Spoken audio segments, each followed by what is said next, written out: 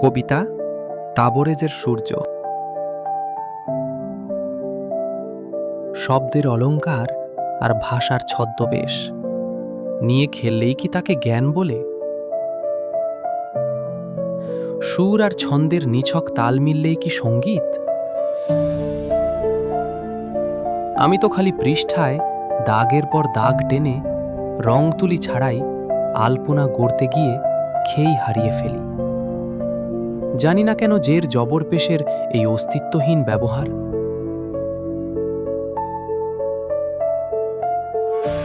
মাগরিবে সূর্যের অস্ত যাওয়াটাই দেখতে ভালো লাগে।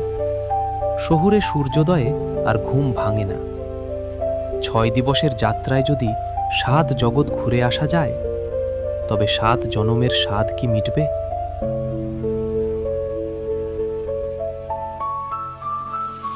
অশরীরী মানবের মানব হওয়ার গল্প আরও স্বপ্ন তছনছ করে দেয়।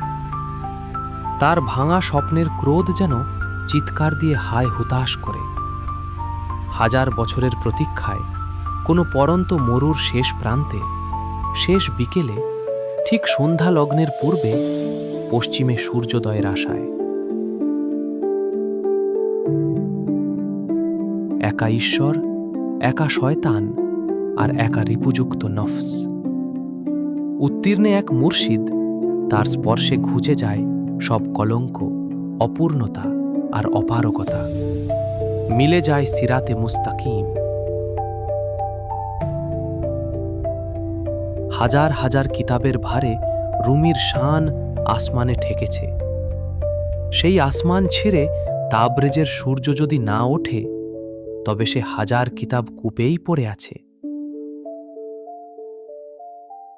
মসনবীর বাঁশির সুরে সে জ্ঞানের সূর্য আবার জাগবে। ইকবাল বলেছে সে মদের দোকান আবার খুলবে। সে মদের স্পর্শ পেয়ে যে জ্ঞান জন্ম নেয়, যে জ্ঞান কথা বলে, সে জ্ঞান না পেয়ে কি সঙ্গীতে সুর ওঠে? সে মদ, সে জ্ঞান, সে সঙ্গীত। ইকবাল বলেছে সে মদের দোকান আবার খুলবে।